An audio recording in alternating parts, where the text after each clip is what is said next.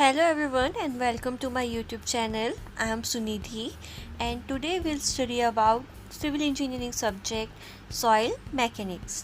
तो आज हम soil mechanics का first topic देखेंगे introduction. Today we'll study about introduction on soil mechanics. So let's start the topic. Today we'll study this following topic. First we'll study about what is soil. Soil क्या है ये सबसे पहले पढ़ेंगे. Second will study about soil mechanics. What is soil mechanics. Soil mechanics क्या है ये हम सेकेंड पढ़ेंगे. Third will study about scope of soil mechanics. Soil mechanics का स्कोप क्या क्या है. और आखिरी हम पढ़ेंगे सॉइल फॉर्मेशन. सॉइल कैसे बनता है. तो let's start the topic. What is soil. Soil क्या है. सॉइल एक ऐसा सब्सटेंस है जिसको आपने सभी ने देखा है. ये हर किसी के घर में मिल जाएगा. ये एक बहुत बेसिक क्या है सब्सटेंस है. तो हम इसके बारे में आखिर पढ़ते क्यों हैं. क्यों हम सॉइल के बारे में पढ़ रहे हैं. क्योंकि एज अ सिविल इंजीनियर आपको सारे जो भी स्ट्रक्चर्स हैं वो स्ट्रक्चर्स आपको सॉइल के ऊपर बनाने हैं.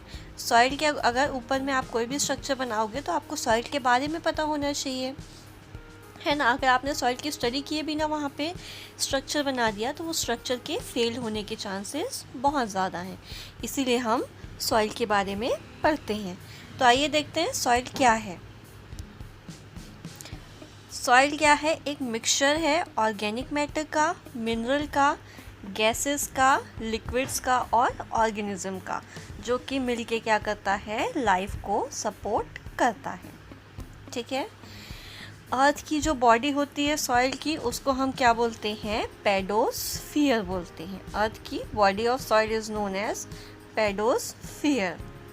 ठीक है. ये क्या के लिए यूज़ होते हैं. इसके इंपॉर्टेंट फंक्शंस क्या हैं. पहला फंक्शन है प्लांट ग्रोथ के लिए आपका सॉइल यूज़ होता है as a medium for plant growth. आपने सभी ने देखा होगा कि प्लांट आपका जो भी पेड़ उगता है, प्लांट उगता है, वो किसके ऊपर उगता है. सॉइल के ऊपर उगता है. इसीलिए सबसे इम्पॉर्टेंट चीज़ क्या है. कोई भी पेड़ उगाने के लिए आपको सबसे इम्पॉर्टेंट मिट्टी चाहिए वहाँ पे.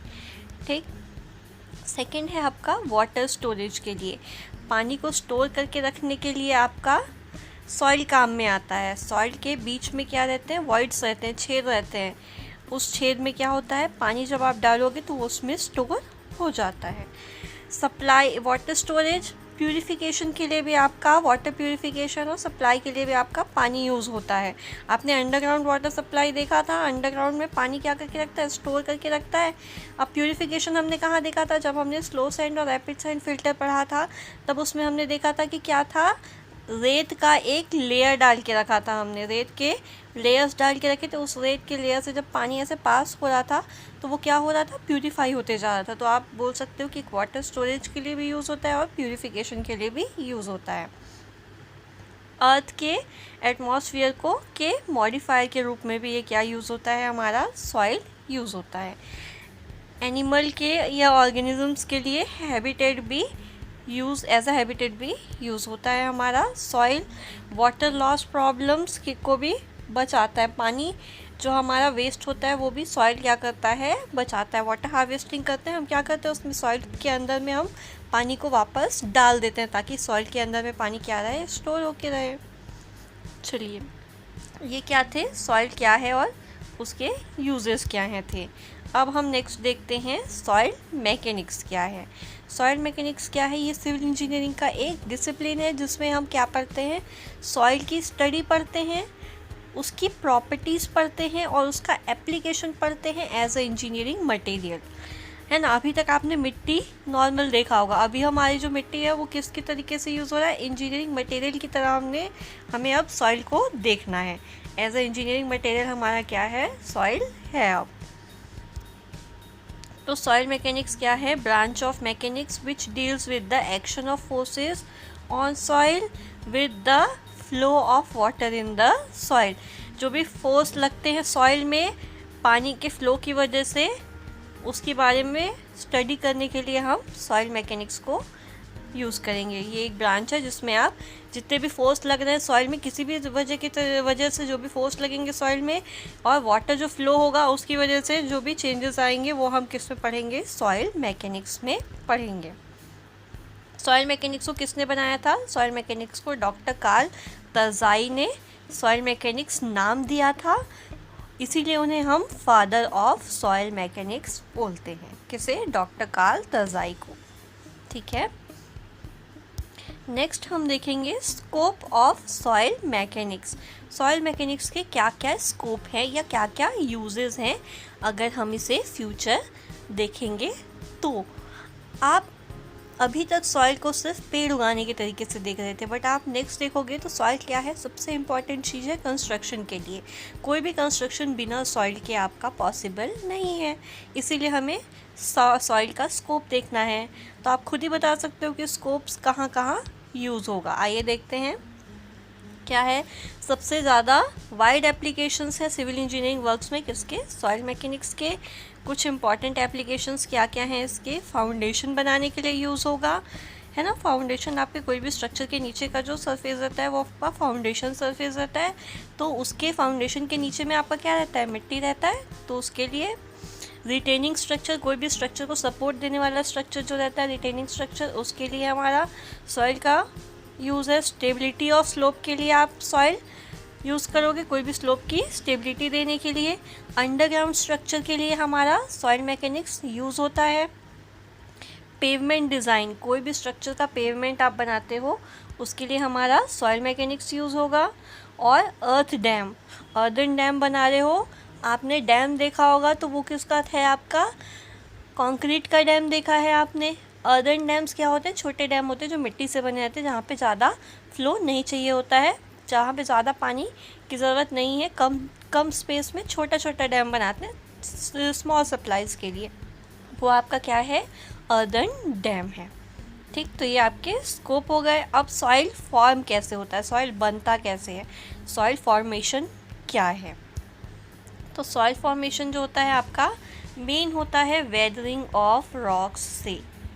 ठीक है ना। वेदरिंग ऑफ रॉक्स क्या होता है?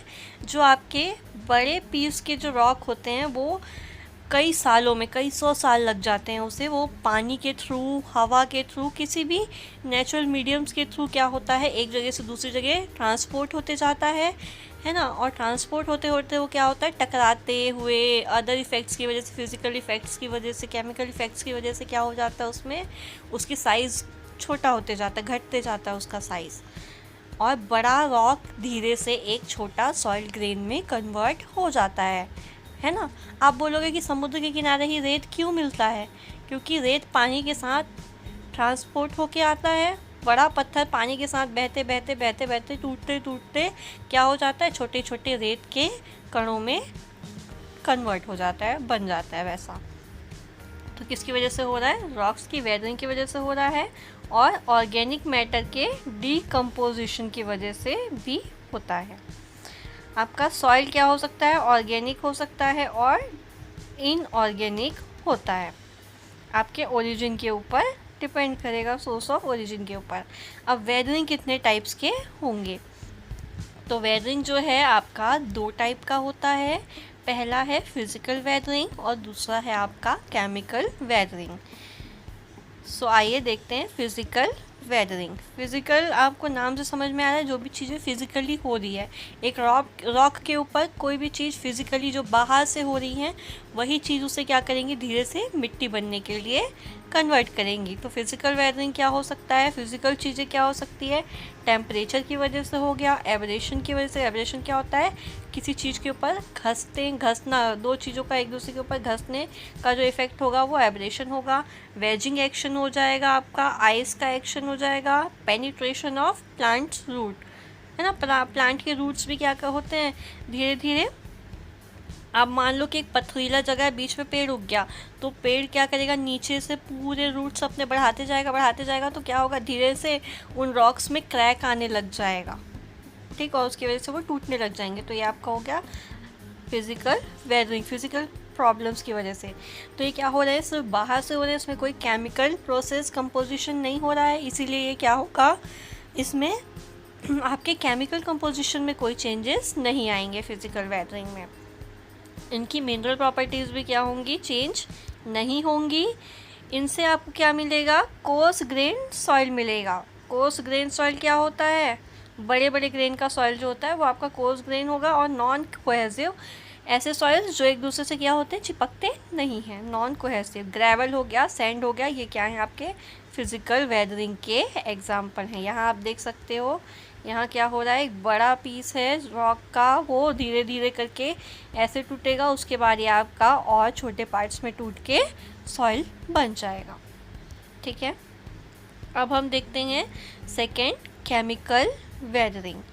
केमिकल वेदरिंग क्या होता है, नाम से समझ में आ रहा है, इसमें क्या होगा, केमिकल एक्शन होगा, जैसे कि ऑक्सीडेशन हो गया, हाइड्रेशन हो गया, कार्बोनेशन हो गया, लीचिंग हो गया, हाइड्रोलिसिस हो गया। ये सारे जो प्रोसेसेस होंगे उसकी वजह से जो सॉइल फॉर्म होगा वो केमिकल वेदरिंग के थ्रू बना हुआ सॉइल कहलाएगा।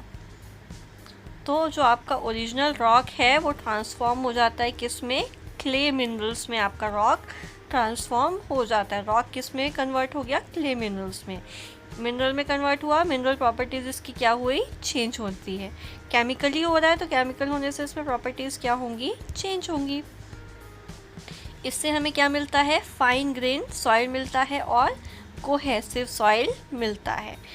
ग्रेन्स क्या रहेंगे, छोटे रहेंगे, और इनमें आपस में क्या रहेगा, जो फोर्स ऑफ अट्रैक्शन है एक दूसरे का सॉइल के पार्टिकल्स के बीच का, वो ज़्यादा रहेगा। ठीक है, अब हम देखते हैं कि किस सोर्स से आया आपका सॉइल और उस सॉइल का नाम क्या होगा।